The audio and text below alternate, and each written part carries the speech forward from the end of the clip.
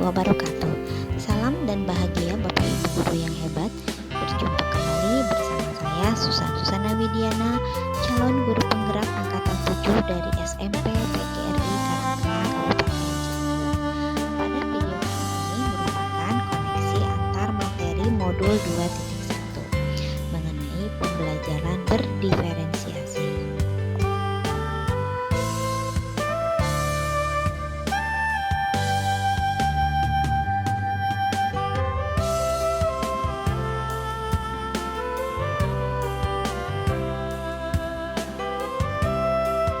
Apa yang dimaksud dengan pembelajaran berdiferensiasi?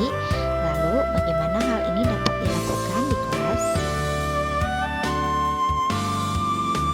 Menurut Tomlinson, pembelajaran berdiferensiasi adalah usaha untuk menyesuaikan proses pembelajaran di kelas untuk memenuhi kebutuhan belajar individu. Pembelajaran berdiferensiasi adalah serangkaian keputusan masuk akal atau common sense yang dibuat oleh guru yang berorientasi kepada kebutuhan murid.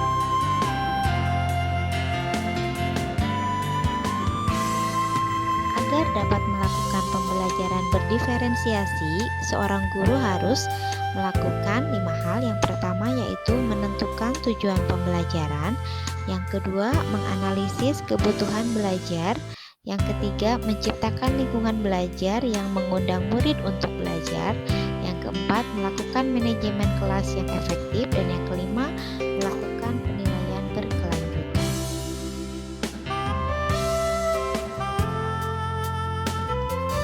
Untuk memenuhi kebutuhan belajar murid, maka guru harus memahami ketiga hal. Yang pertama yaitu kesiapan belajar murid atau readiness, yang kedua minat murid, dan yang ketiga adalah profil belajar murid.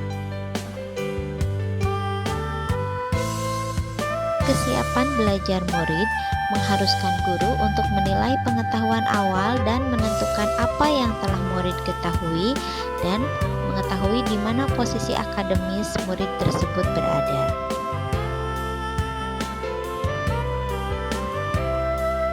Yang kedua yaitu minat murid. Minat setiap anak pasti berbeda-beda.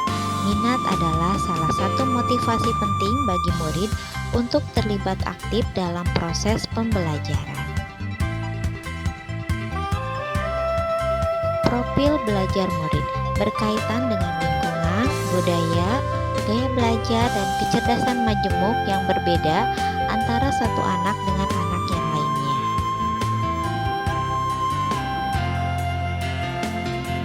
Kebutuhan belajar murid dapat diidentifikasi berdasarkan cara-cara berikut ini. Yang pertama, mengamati perilaku murid-murid. Yang kedua, mengidentifikasi pengetahuan awal.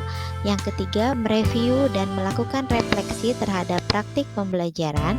Yang keempat, berbicara dengan guru murid sebelumnya. Yang kelima,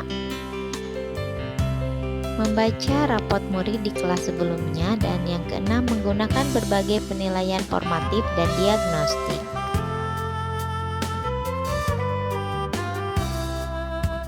Strategi untuk pembelajaran berdiferensiasi yang pertama yaitu diferensiasi konten, yang kedua diferensiasi proses, dan yang ketiga yaitu diferensiasi produk.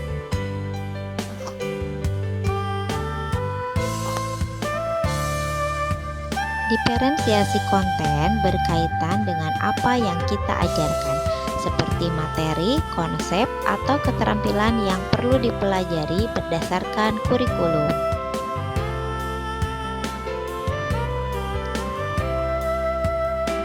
Diferensiasi proses yakni kegiatan yang memungkinkan murid berlatih dan memahami atau memaknai konten dengan cara membedakan proses yang dijalani oleh murid.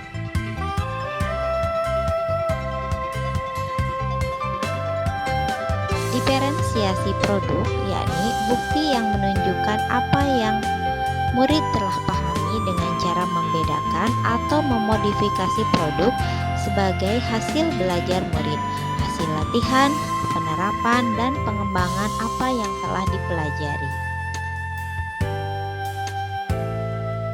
Adakah keterkaitan antara modul pembelajaran berdiferensiasi dengan modul-modul yang lain? Tentu saja ada. antaranya yaitu untuk dapat melakukan pembelajaran berdiferensiasi, maka guru harus berusaha untuk memenuhi kebutuhan belajar anak sesuai dengan kodrat alam dan kodrat zaman berdasarkan filosofi Ki Hajar Dewantara.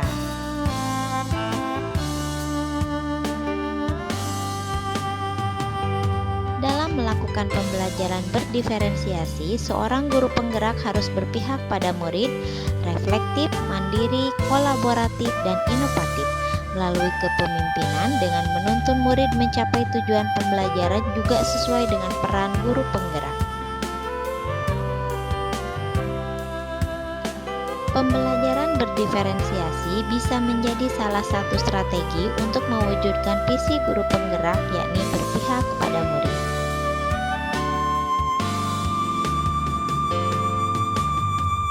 Dalam pelaksanaan pembelajaran berdiferensiasi antara guru dan murid harus ada kesepakatan melalui keyakinan kelas, sehingga ketika siswa melanggar salah satu keyakinan kelas, guru harus bisa langsung mengambil posisi sebagai manajer.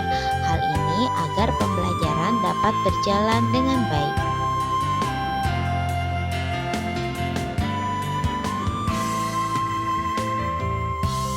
Terima kasih. Wassalamualaikum warahmatullahi wabarakatuh.